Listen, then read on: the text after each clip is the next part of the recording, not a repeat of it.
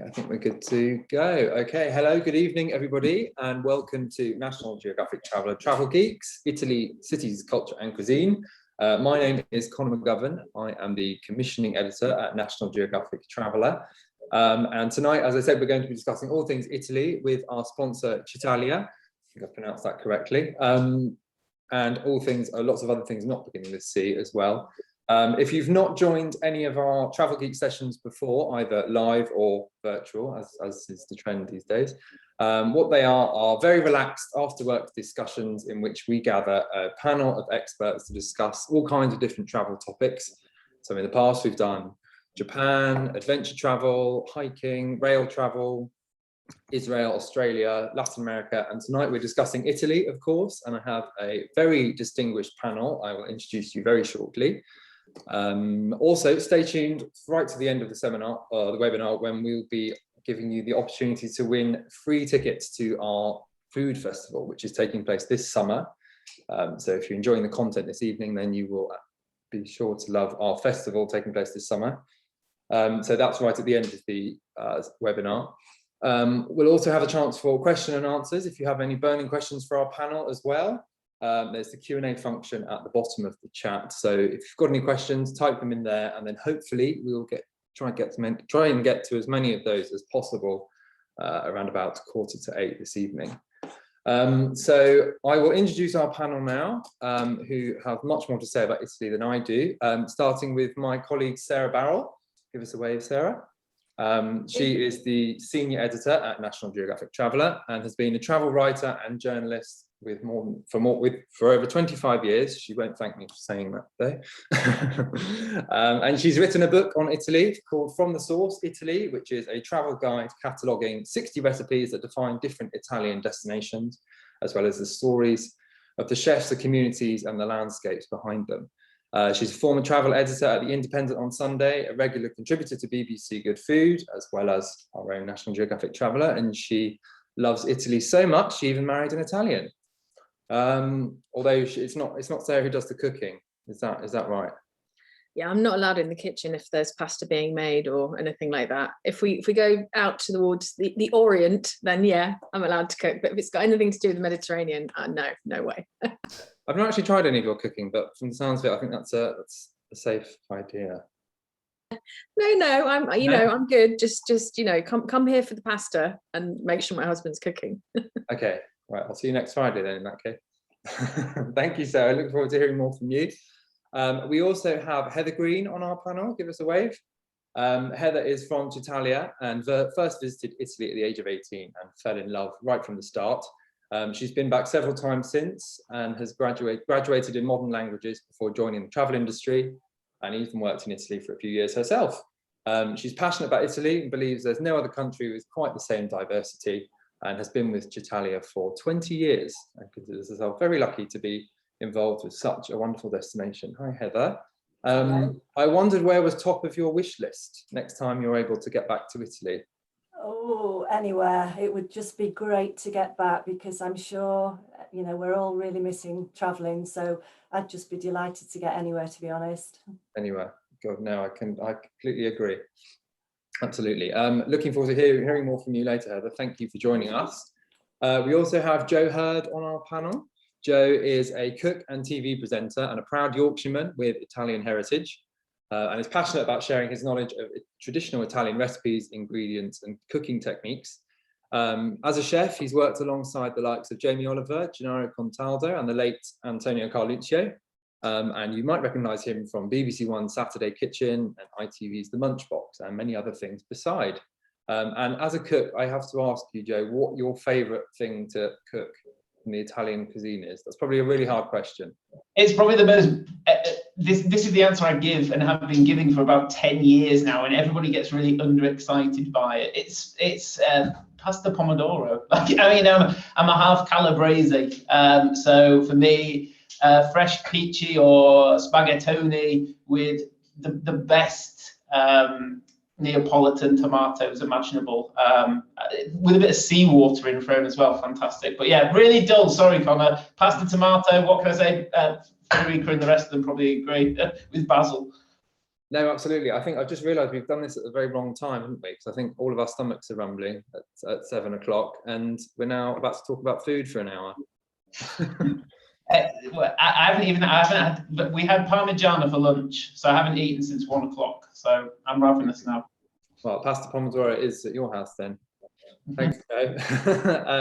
And last but not least, we have Federica Rustico, who is a blogger with a long-standing love affair of Italy. She was born in New York from a family of Italian diplomats and has lived in 7 countries all around the world, including Rome, where she's broadcasting tonight. She runs the travel and lifestyle blog Where to Go In, and has collaborated with various online magazines dedicated to Rome, and her blog has received several awards. I was about to ask you, I thought you were calling from New York, so I was going to ask you where you can't wait to get back to in Italy, but what's your favorite place in Italy? Well, actually, right now I'm in Rome, and the first thing that I can't wait to do is go to the beach this weekend, because it's May 1st and it's the Labor Day here in Italy. And so that means that I'll finally be able to go out to the beach, to a nice restaurant in Fregene, right near Rome. So I'm very excited that since the restrictions now have dropped a bit, I can start to enjoy this again. That sounds wonderful. Very jealous. Excellent. Thank you for joining us, Federica, and thank you to all our panelists. As I said, if you've got any questions for them, do feel free to leave them in the Q&A section, and we'll try and get to as many as we can later on. But for now, we'll get started on the main discussion. So I wanted to get started with pretty a broad question to all of you, actually, because Italy is always a favourite with our readers. It's always top of their wish lists, always their favourite country. And I wanted to ask each of you, what is it that makes Italy so special in your eyes? Sarah, perhaps I could start with you. Oh, gosh, well, it's going to sound really trite, possibly a bit cheesy, but it's beauty.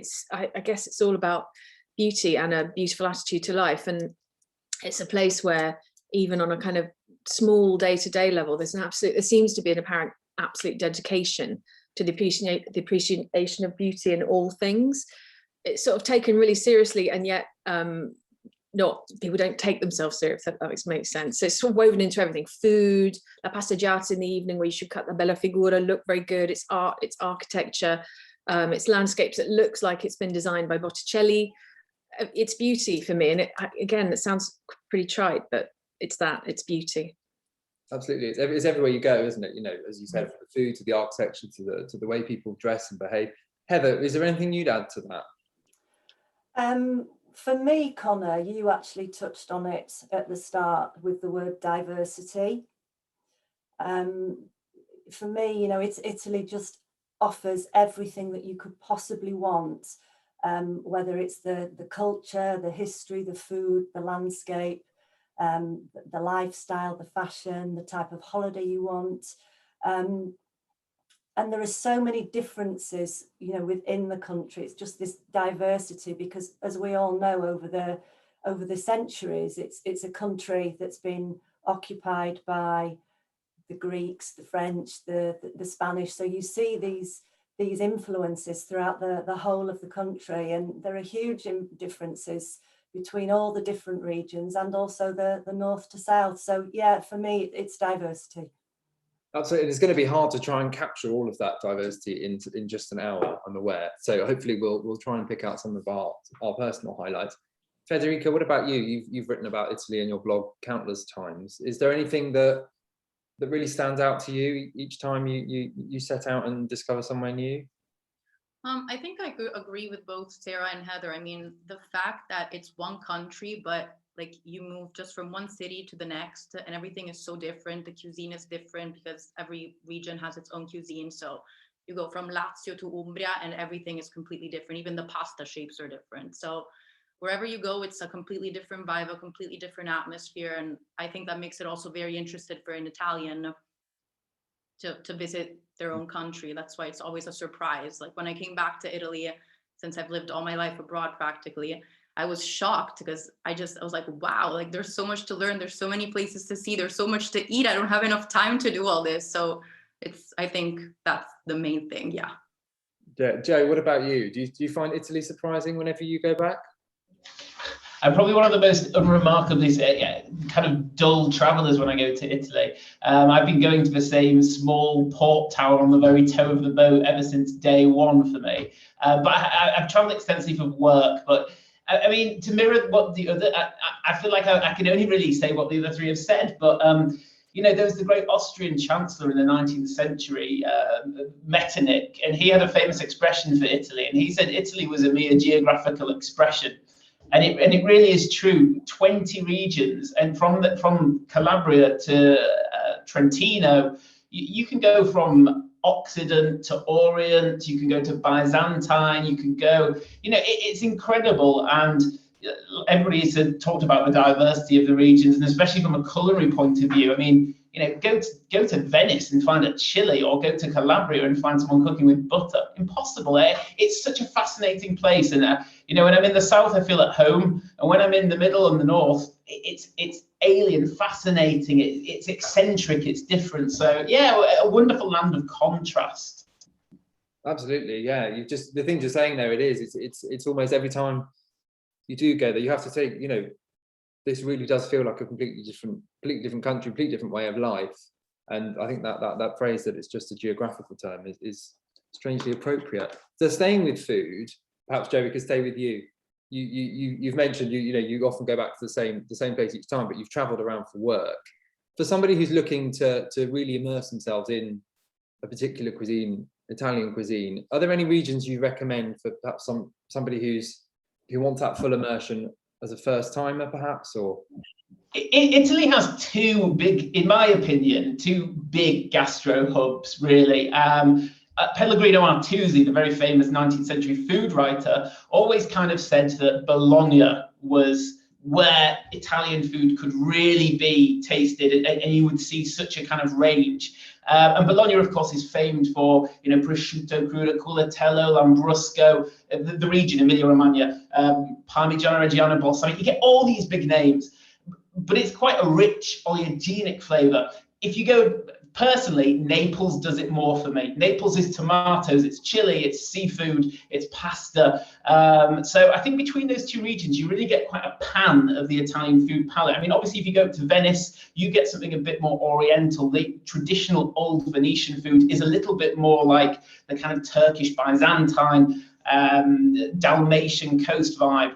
But I mean, Federica could probably tell you a bit more about Rome, but you know, for me, a big influence is the cucina ebreica, the Jewish cooking. So you know, if you go to Rome, you're going to get kosher restaurants, and you're going to go to the old ghetto and taste those salt and sour, those agrodolce flavors, and you'll have a whole new perspective. I mean, I wouldn't say there's a region which isn't that great. I mean, if you go to a tourist restaurant outside of Florence station, you might get ripped off with a Chianina beefsteak, which isn't a Chianina beefsteak, but you'll still have a good meal. And I remember I was on the Travel Channel a few years ago, and we did a show in Naples. And I remember saying to a friend of mine who lived in Naples before, is there a restaurant you can recommend? And he was like, wherever you go in Naples, you will eat great food. And I think really, I wouldn't say I've had a terrible meal anywhere in Italy, except Parmigiana in Rome, which was just tomato and fried aubergine, but that's it.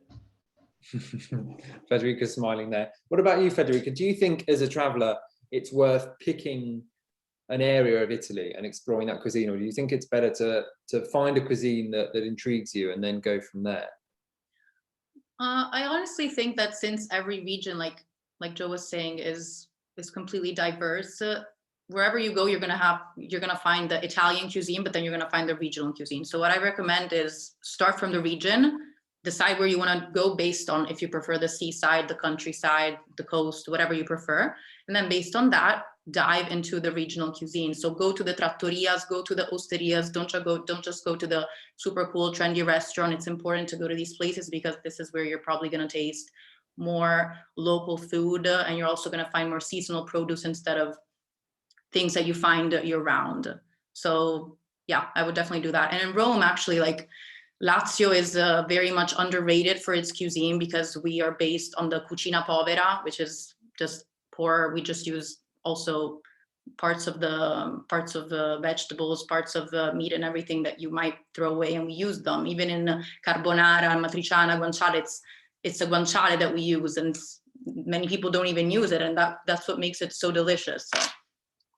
Absolutely. Heather, what would you say that you've obviously had lots of experience in working with consumers and putting together itineraries and things. Would you agree with Federica that you would say pick a region and really explore that cuisine?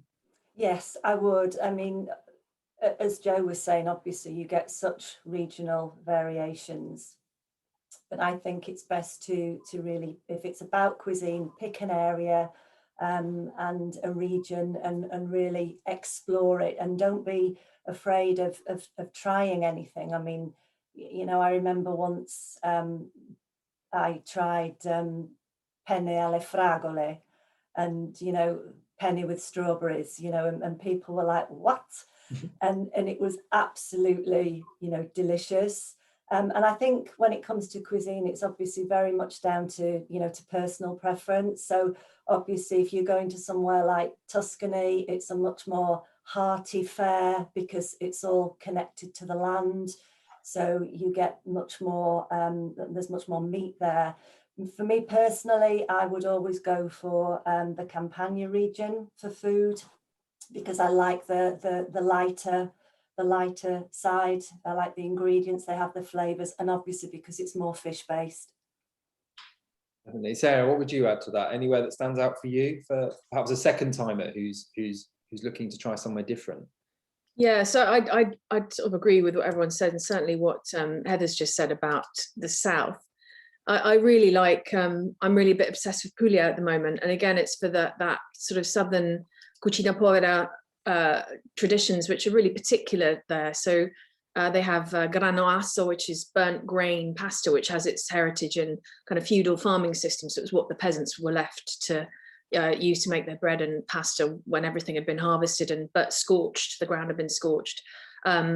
Everything's used cimini rappa, which is sort of turnip tops, the greens that go on top of orecchietti, which is a simple flour water pasta, crudo, raw seafood in Bari.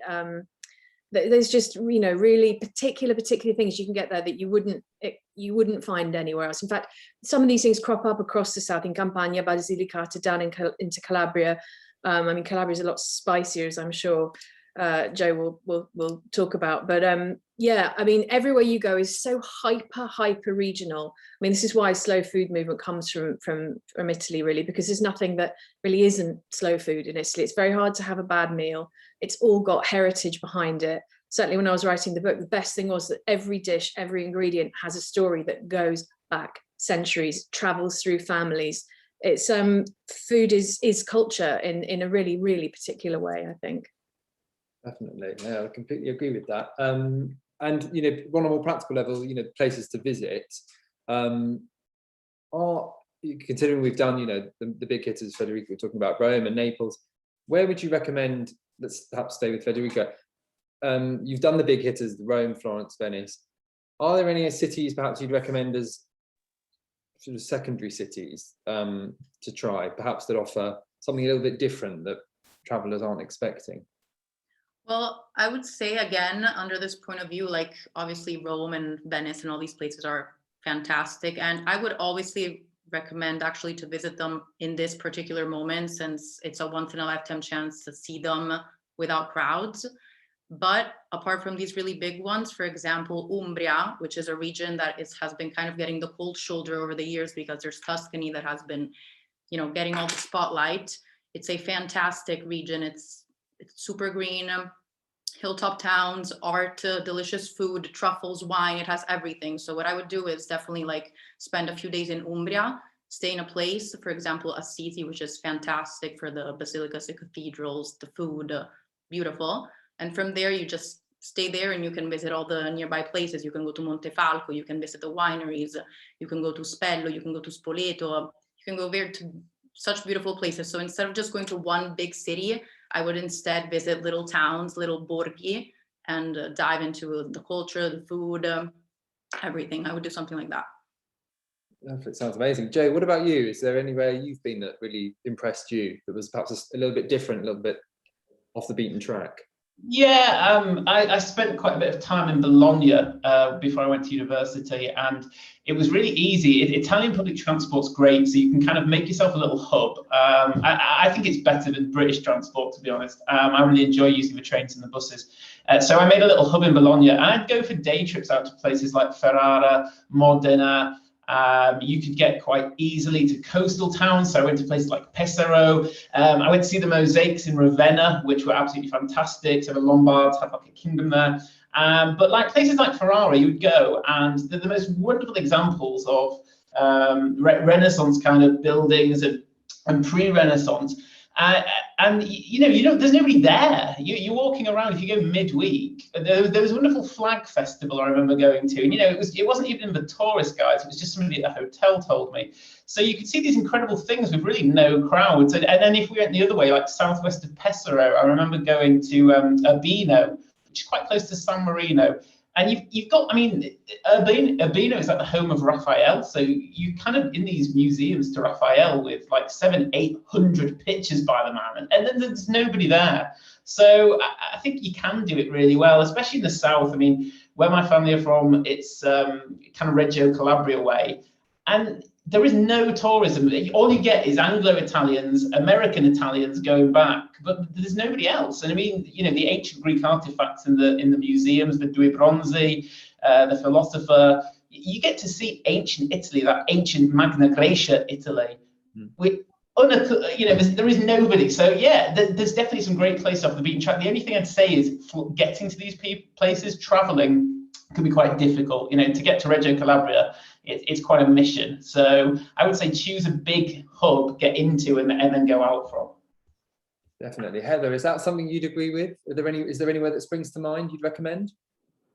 I totally agree about the key cities. I mean, obviously you've got the big hitters, Venice, Florence and Rome, which are just unparalleled really with what they offer. They're just stunning cities. But what we are actually finding at the moment at Chitalia is that we are seeing more interest now for some of the more off the beaten track places, and certainly some of these smaller cities. So Joe mentioned Bologna, that would definitely be on my list. And if you go into Bologna, as you mentioned, Joe, you absolutely have to just jump on the train and go to Ravenna for the day. It's just the most charming city. It's small, it's compact. You've got the most beautiful basilica there with all the mosaics. You've got Dante's tomb. So, you know, you could almost base yourself in Bologna really, and from there do Ravenna, do Ferrara, even get across to Florence if you wanted. But some of the other cities as well that I think are well worth a visit that do also get a little bit overlooked. You've got Lecce in Puglia, and we find that a lot of our customers actually want to combine that with a stay perhaps on the seaside in Puglia. So they do a small compact city and then they have their car and they go over to a beach stay. A city that I found very, very surprising was Turin, because it's, you know, very much linked to industry, especially the production of the Fiat cars. And I went there for the first time, I think it's 2 or 3 years ago, and it was really, really surprising. It's compact, it's walkable, it's elegant. You've got these long sort of boulevards with all these beautiful arcades. It reminded me a little bit in some places, a bit like Paris with the boulevards and the lovely squares and everything.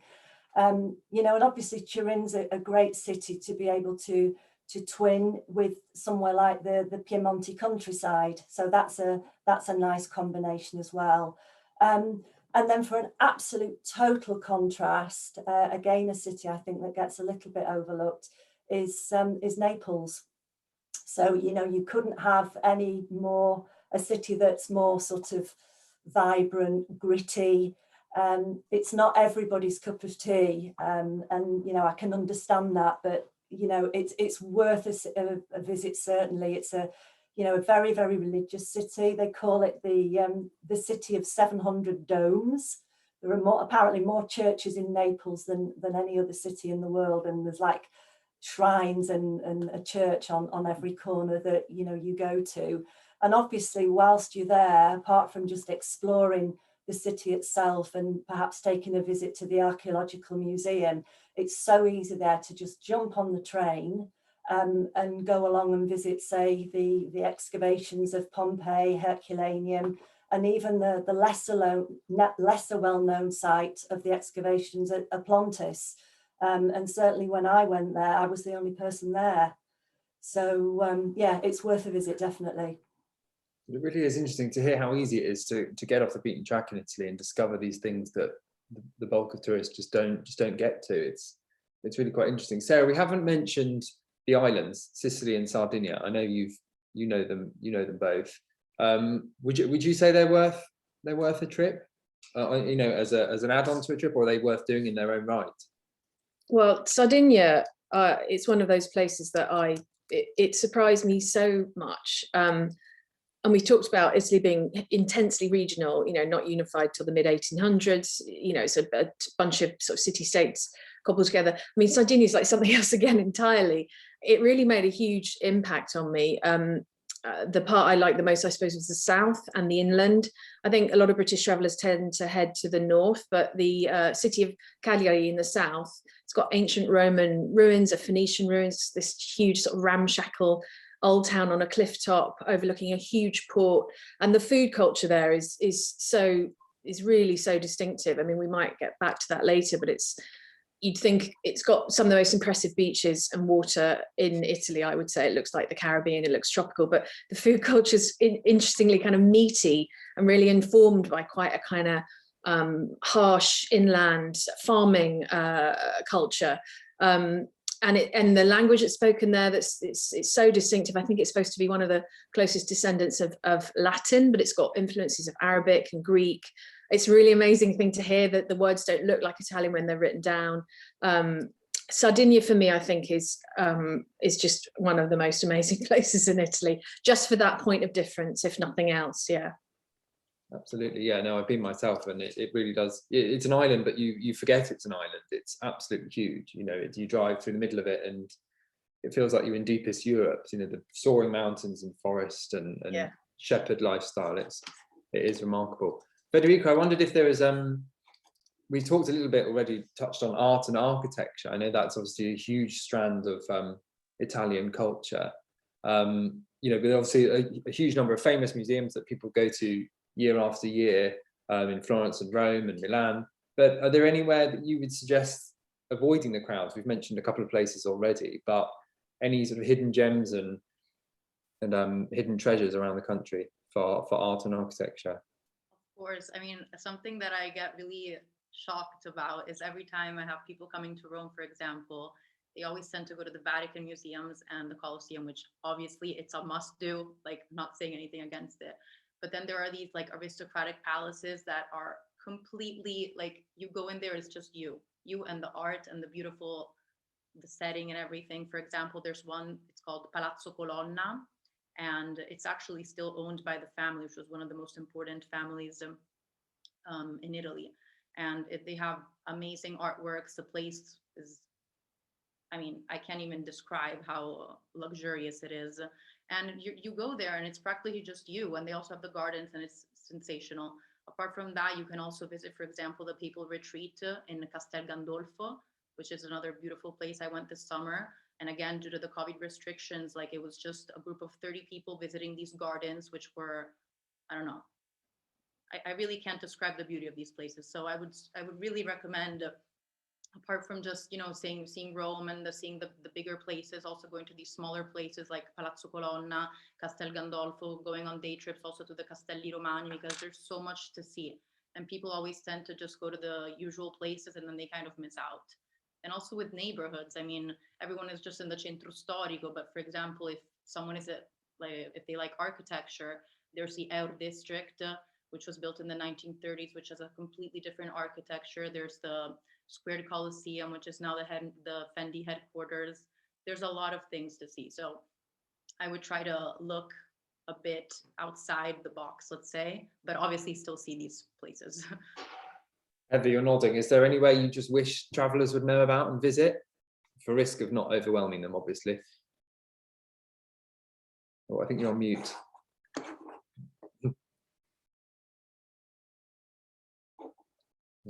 That's better. There we go. Yeah. Thank you.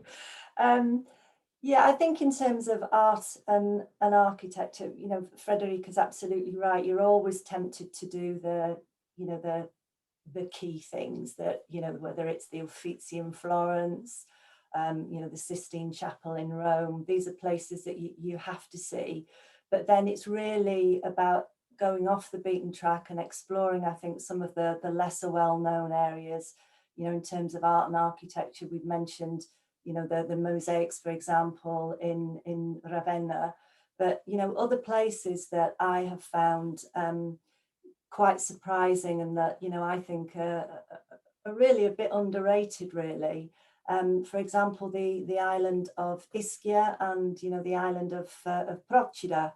So, I mean, I have to say the island of Capri is one of my favourite places because I absolutely just adore the natural beauty that you get in Capri with the rugged, the cliffs and the water and the vegetation and the flowers and the lovely walks you can do. But it does overshadow, I think, Ischia. And, you know, Ischia is a delightful island with some beautiful beaches, gardens, charming, quaint villages. It's a really super place to visit. And I think the neighbouring island of Procida, which is probably worth going as soon as you can when we can travel, because it's been designated the Italian capital of culture for 2022, so it will probably become quite popular. But it's this neighbouring fisherman's island with all the coloured houses, and you can just go for half a day, take the ferry either from Naples or even just the ferry from Ischia. Really worth visiting. Excellent. God, I think we've got one of the pictures in the slideshow. If you're watching on gallery view, it's Procida. It's the coloured houses tumbling down to the sea, which is exactly where I'd like to be, and not in North London. Joe, we mentioned, I think someone touched on festivals and those huge carnivals and spectacles that Italy is so renowned for. Have you been to any yourself, and are there any you'd recommend people add to their calendar? Well, I spend most of August in Calabria, and one thing you'll find across most of Italy, especially in all of Italy, throughout the summer months, you'll have a feast, a Saint's Day in a small town pretty much every day. You'll have sagras, festivals of foods, you know, in the region, in the village my family are from, in Scilla. We get on the 18th of August, you get the Festa San Rocco, and it's the Feast of St. Rocco, and you will have street food stalls, you'll have sausage and peppers. The local sagra is for swordfish, because the Straits of Messina, just around the Straits of Messina and the Costa Viola, is famous for the swordfish. So you'll get these food festivals and these religious feast days all throughout summer and throughout the year. I would say, though, if you, and this is a bit different, when I think of a festival in Italy, I think of food, I think of spectacle, I think of colour, I think of people. And one thing you can do is go to a football match. Because in Italy, a football game is a real festival, and you get this little microcosm. And I've been to a few games at the Sao Paulo in Napoli, and I've been to the San Siro in Milan. And the great thing about Italian football is it's not like the rest of the world. If Milan or Naples have lost one week, you can get a ticket for peanuts the next week, and it's a real event. If you go to Sao Paulo in Napoli, you go through this concrete ring, and all of a sudden you're in like ancient. It's like medieval. There's stalls selling stuff. You can have a drink. You can get involved really with the people. When you're in the stands, there's fireworks going off. There's charges. It's such a spectacle, and that's happening every weekend. So I'd say if you want a micro festival, which doesn't cost a lot of money and it only lasts 90 minutes, go to a football game. But otherwise, there's plenty of religious things throughout the year, plenty of sagras. Up in the north in autumn, if you go up to Alba, you'll get the truffles and the mushrooms, and in Piemonte there's rice festivals and stuff. So it's a real it's worth planning and thinking about it. But whatever you like, if you like ice cream, there will be an ice cream festival somewhere. If you like shellfish, you'll have it all So yeah, I'd really look at it, think about it, and with the religious aspect, if you aren't religious, it's not a worry. My girlfriend, when I say, you know, we're going to the Festa San Rocco, her heart sinks because she's a Methodist. But it's not, you know, you get caught up in it, and it's exciting, and there's food and there's music and dancing. So yeah, there's so many to choose from, Connor. But like I say, football's a good one. So I think I won't lie. I think the prospect of going to an Italian football match would terrify me. I think I might stick to the ice cream festival. If anyone wants to join me. Sarah, you've been all over Italy and you've been to your fair share of festivals as well. Is there any that left their mark on you? Any in particular you'd recommend? I think what Joe was saying about the fact that it can be dedicated to one thing, a saint or a type of food or a sport, but it's a kind of a great convergence of cultural celebrations wherever you go. One of the ones that I thought was pretty amazing was the Heroica, which is a big cycle ride through the Chianti Hills, through wine country. I mean, there's tons of really impressive, you know, men in lycra type races through that part of Italy. But this is it's a bit different. It's a little bit more have a go. It's about 5,000 people, I think, every year. So it's a proper thing. And they've got different lengths of races. So you can kind of go in at the 30-kilometer mark, or you can be a complete obsessive 200 plus. But what they all do is pass through all these kind of Chianti towns, and people come out and cook with stuff they've cooked, like massive bowls of ribollita, vegetable and bread soup, and everyone's drinking wine. And so it's like I mean, even the cyclists, or some of them. So it's a hugely social affair. I can pop the link in the chat in a sec. So yeah, you know, and there's some of the vineyards have got modern art in them, and you can go and see modern art. So it's this great convergence of cultural celebration, I think, even though in this particular case it's ostensibly a bike ride, you know. No, well, it sounds incredible. Federica, Sarah mentioned vineyards there, and obviously the grape harvest is quite a popular time for travellers to get involved, because they can get involved, can't they, hands-on. How would you suggest they go about doing that if that's the sort of thing they're interested in? Well, if they would like to do the grape harvest, usually that happens in the summer from like August.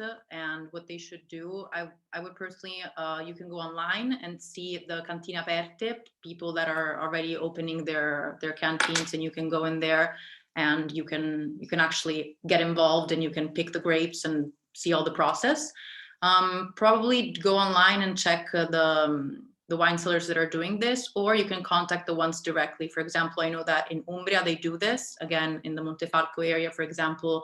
You could try Perticaia, Arnaldo Caprai, Moretti Omero, also in Tuscany, and just contact them and see, and they're for sure gonna allow you to do that. And then if you would like to get more involved later on, also in October they host, for example, dinners where you can meet the producers, and you can get more hands-on and understand the whole production process, which is really interesting. It's so much fun, lots of wine, lots of interesting talk with sommeliers and wine producers. So August, October, really good months to do that.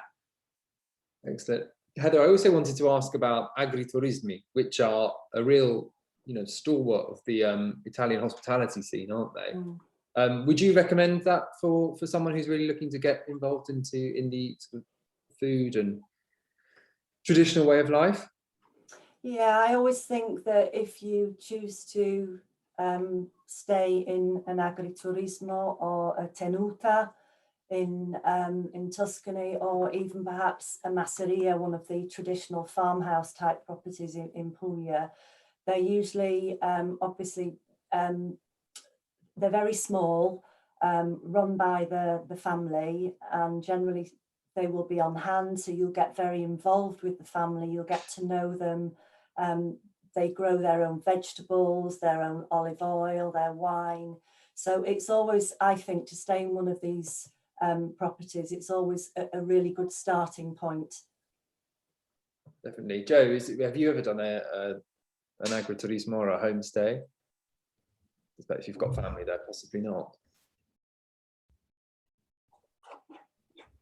Did you hear me? No? That's not, I'm not sure. Slightly frozen, Connor. I think we might have lost him. Perhaps you can answer that one, Sarah. homestays and cooking classes and that real hands-on approach to I haven't done much of that because I've got family there, so I'm quite lucky that I get to do that with people I know. But I mean, it's a sort of infinite choice, really. I mean, you can, yeah, the Masseria and Puglia have got some amazing, I mean, some of them, they're family run, but they're pretty special, quite sort of posh places to stay. And you get to have a go at making a particular pasta or tasting wine. So it can be quite a kind of swanky experience. And then the other places I really like are the alberghi diffusi, which are these where hilltop, generally speaking, where hilltop hamlets have been abandoned. I don't really like that word, but where they've, you know, people have left and they've been revamped as a kind of scattered hotel. And often they are agriturism, because they're centered around, you know, agricultural families or hamlets. So you get to do whatever's being made there, you can get involved with. So yeah, the alberghi diffusi are quite an interesting concept that have sort of saved some of these villages and hamlets that have been otherwise kind of slightly abandoned. So I'm a real fan of them, really. Yeah, and an operator actually that does really great, interesting sort of slow food agriturismi, Sapori e Saperi, is a local operator in Italy.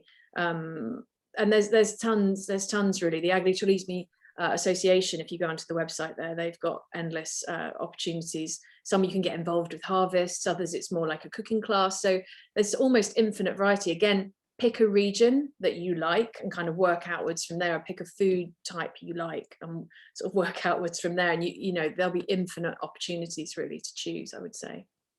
Absolutely. And something else, something that perhaps personal interest, I've been interested in languages like you, Heather. Something that a lot of people I know have done is gone away for 6 weeks, 4 weeks in the summer and done an intensive language course. You know, Yeah. if you really want to get involved in Italian culture, it's an excellent way to immerse yourself. Where would you recommend somebody starts with that, if that was something they were looking to do as part of their holiday? Yeah, I mean, I always think when it comes to learning a language, sort of doing some online class in the UK to just give yourself a little bit of a grounding is always a really good starting point. In terms of language classes, we've never actually really at Chitalia had any inquiries for that, but if somebody wanted to progress with that, I would really suggest that they look at perhaps two options. I always think Florence is obviously being the heart really of the Italian language. It would be a great place to go and study. It's a very purist language. Or alternatively, perhaps look to some of the smaller cities, perhaps Verona, Bologna, because the chances are you're going to have greater opportunity to interact with some of the locals, because what you don't want to do is go to a larger place and meet up with lots of fellow English people and then you just end up speaking Italian and English. No, absolutely. Just a few more minutes before we move on to our Q&A. I also wanted to touch on road trips, because this is something I think lots of us have dreams of doing, hiring a car and driving along these beautiful stretches of road. Federica, what would be your recommendation for someone who wanted to get a whole wealth of experiences into one single road trip? Where would you suggest? Again, I would really go and pick a region to do this. I wouldn't cram too much together, because people tend to always do too much and then they don't really live the moment that you get to enjoy everything. One region which is really underrated actually, and is really interested if you love road trips, if you love beautiful views, mountains and everything, is actually Abruzzo, which is not very well known among tourists, but and also among Italians actually. But I have a very close friend that's living there. She's in Pescara, and it's just, you go there and the scenery is immense, and also it's very funny there if you like to do trekking. They also have the sea, and even in wintertime there's the Apennines, so you can even go skiing. So it's a really interesting place to go on a road trip, and the roads are very nice. So I would definitely go and check out Abruzzo for that. So excellent. And Joe, speaking of underrated destinations, where would you say is the most underrated place you visited?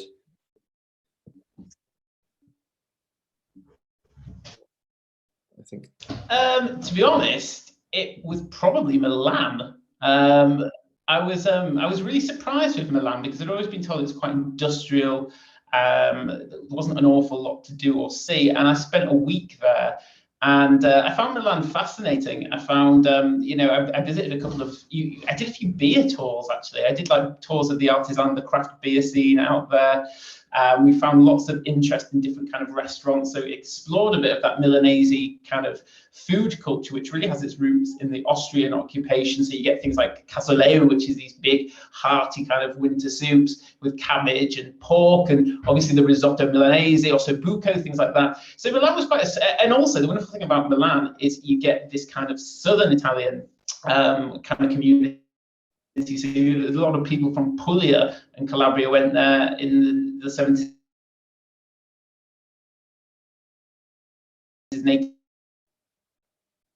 For work, so you get these wonderful panzerotti kind of shops. Luini's just off the piazza is fantastic. Have I paused? It was wonderfully underrated, as everybody told me not to bother going, and it was really good. And I also think that I agree with Puglia. Actually, Puglia was a revelation. I went to bakeries up in Altamura, and going into Bari and seeing the new town and the old town, the contrast. The new town was quite horrible, all built on a grid section. God, connection's dipping a bit, Joe. And go around at 5 o'clock in the evening. I think Can I hop in, Connor, with a jump in. I think Oh, is it? for Milan? I'm going to say Milan as well. Massively underrated and misunderstood as an ugly kind of working city obsessed with fashion. I mean, it's not. It's handsome with range of architectural styles, great restaurants that serve real working Italians, canal side flea market, cathedral, an amazing array of art, particularly contemporary art. The Fondazione Prada is there, really cool kind of old gin distillery. It's been made into a contemporary art museum. An opera house, if you're so inclined. I think Milan's super underrated. Trieste, up on the border with Slovenia, great coffee shops, gorgeous central piazza, couple of really impressive castles, all set along the coast. Yeah, I think there's a few underrated cities like that. We did a story, I think it was July, August, was it last year, Connor? Cover story. Julia Buckley, the most amazing Italy-based writer we have. She did one on Off the Beaten Track Italy. So there's lots of inspiration in that cover story. I think one of the team will pop it in the chat. So yeah, I'm seconding Joe. I'll hand back over if he's back. But I love Milan. I'm a great lover of Milan. I'm sorry about that. Wait, I'm in rural England, so the internet connection isn't very good. But yeah, no, I got the end of that, Sarah, and I thought that was, you summed up Milan perfect. I knew what you were talking about. It was Milan when I heard kind of great industrial city when no one thinks in it. If I could just make one recommendation with Milan, if you go there, read A Farewell to Arms by Hemingway, because it really brings the city to light and shows it at a different period. I always take a book to whichever city I go to. If you're down in South, take Basilicata, another underrated region, just to pop onto there. Read Christ Dr. Eberly and go to Basilicata. You'll have a great time. Yeah. Wonderful. Heather, you were nodding along from Milan. You're a Milan fan as well. Yes, I am. I didn't used to be. When I first went to Milan, I found it incredibly disappointing and just really quite drab. And I think it's really, really improved over the last 10 years now. And it's just, it's underrated. It's quite welcoming now. And I think that probably one of the biggest surprises for me was when I went to Milan last, was when I went to the Navigli area, where you've got the canals. And, I just never sort of really knew anything about them or ever associated canals with Milan. And that's quite an up and coming area, and it's really quite buzzy in the evening, and you've got these great bars and restaurants. So yeah, underrated and a nice surprise. Excellent. And lastly, Federica, I mean, I don't like to say anywhere's overrated, but would you say there's anywhere that people should, that you would say, it's probably not as good as the hype suggests? Honestly, no. I mean, no. I honestly don't. I mean, I even very diplomatic. No, but because there For we go. example, everyone goes to the Amalfi Coast, right? So people are like, oh, why are you going to the Amalfi Coast? I even go to the Amalfi Coast. I'm Italian. It's sensational. I mean, I think every place is just, I have one tip though. If they want to do something completely different, and really only Italians go there, try the Pontine Islands this summer. Try the Pontine Islands, like Ponza or Palmarola. Where That's are where I they? want to go, Federica. I haven't been there yet. That's really where I'm slightly panting. Please, please, please. It's spectacular. I mean, Ponza, it's like all the Romans go there because it's so close. It's right in the Lazio region. We go there even for just 2 days because the sea is like Sardinia, the same for me. And the food is amazing. So really, that's definitely a place to put on your list. God, sounds incredible. And Joe, any last words on Pisa? I think we know how you feel, but oh, what a place! I had a layover there for 24 hours, and it was when the Mille, the big car race, was going through the city. And my friend James Martin, we met outside the station. James was in an old Jaguar, and after a 5-minute meeting, he sped off, and I was left in Pisa on my own for 24 hours. There was nothing to see. I mean, I could have Googled that tower and I'd have seen the same thing. There was nowhere to eat, and I really went and plodded the streets, really tried. I ended up drinking half a bottle of Grape by the canal and going to bed early, but there was nothing, there was no shopping. I really didn't like Pisa, and I've always recommended not to bother. Just Google a picture of a tower and, you know, go to Perugia instead. Perugia is much more interesting, much more fascinating, less tourists. Tourist, okay, wonderful. Well, thank you, everybody. Some excellent ideas there. I've got a few questions from the panel now. Perhaps Sarah, I could ask you. What obviously you've travelled with your daughter as well before. So I wondered, one of the viewers is wondering, at what age should you take children so that they can enjoy the culture and heritage of Italy? Oh my goodness. Well, from the beginning, right from the beginning, because Italy is just, you know, supremely child friendly. And again, it sounds like a bit of a trite observation, but I mean, it really, really is. And children are welcome everywhere. No one's going to tell you off for making a noise. No one's going to, you know, so in that aspect, you know, it's just incredibly welcoming. I'm trying to think the first place, I mean, the beaches, obviously, anywhere you take a child to a beach, they're great, because it's just, most places, you know, apart from the national parks, very well set up, and there's food, and, you know, the Lido have sunbeds and there's stuff you can, you know, get if you need services like that. I mean, I took my daughter skiing at 4 in Italy, and again, because it's so well set up, and food, you know, kids love Italian food. You just don't get much argument. I mean, if they're a bit older, my daughter's now 14 and she's starting to look like she might be, you know, interested in some more cultural visits, you know, without me sort of dragging her around a museum. I mean, I don't think there's a minimum age. We've been traveling there, despite the fact that we have family, or, you know, in addition to that, rather, we've been traveling with her there right from the beginning, and it's always an absolute joy. People talk to you, they want to interact with you. You know, kids join in with each other. It's a joy for families right from the get-go, babies onwards. Yeah, excellent. There's an endorsement. Someone has also wondered as well how you spell the name of those villages you referenced, the abandoned ones. Oh, alberghi diffusi. I'll put it in the Pop chat. it in the chat. Yeah, wonderful. Excellent, thank you. Heather, there was a question here. Sarah touched on skiing there. And one area we haven't talked about in depth is the Dolomites and the Trentino up in the north, and the Swiss-Austrian border up there. Yeah. Someone's wondering if you have any tips on where to go in the Dolomites area, perhaps somewhere to walk and hike rather than ski. So not about skiing, it's more about walking. Yeah, I mean, the area, I would say Alto Adige, anywhere around the Merano area is, you know, really lovely.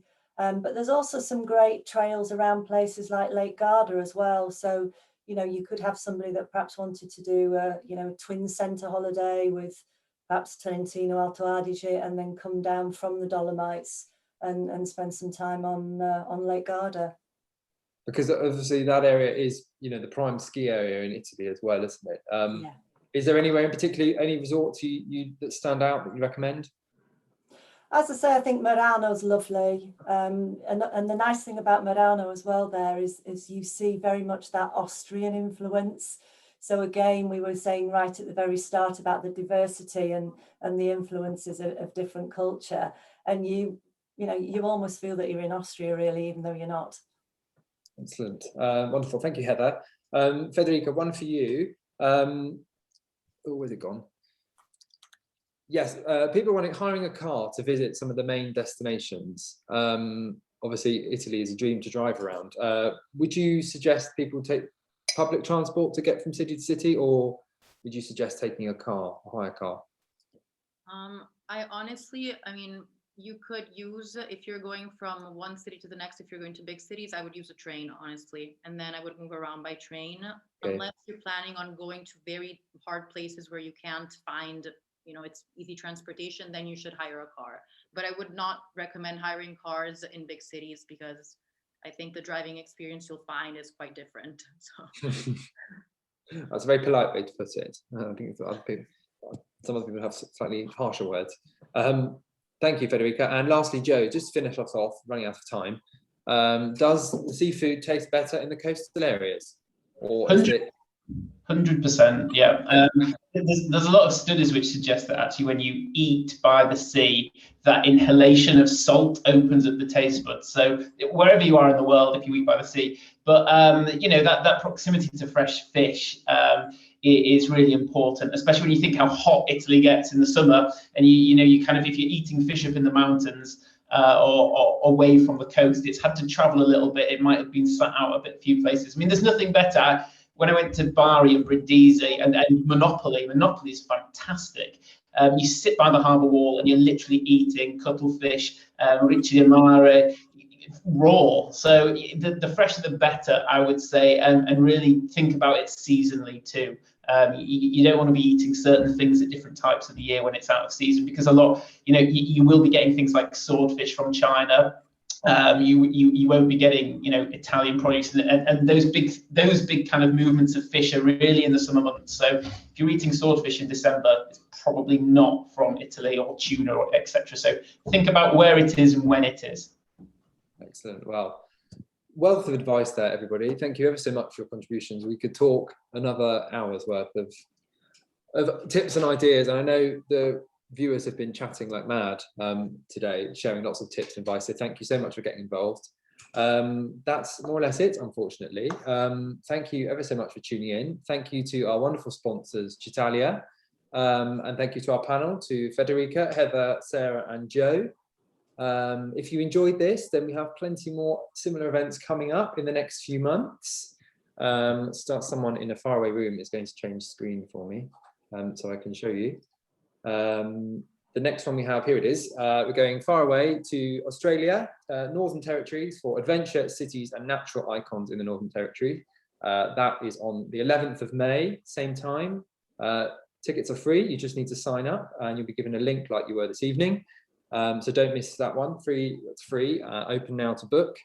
But our big event for the year, if you enjoyed this, then you will love our food festival taking place, fingers crossed, on 17th, 18th of July. At the Business Design Centre in London.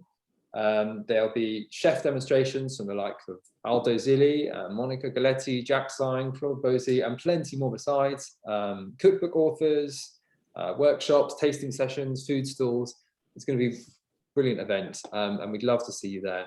Tickets are available now, and if you keep a look on the chat, my colleague Angelique will be sending a link where you can win free tickets. Otherwise, they're £10 with the special code on your screen now. We also have a subscriptions offer if you don't already subscribe to the magazine. Shame on you. For just £10, you can get National Geographic Traveller and sister title National Geographic Traveller Food. I'd thoroughly recommend it, obviously. I work for them. So yes, thank you ever so much for joining us. I hope you've enjoyed it. I hope you're feeling inspired to book a trip to Italy for the not too distant future. Fingers crossed. Thank you once again to our panel and to our sponsor, Chitalia, and hopefully see you soon.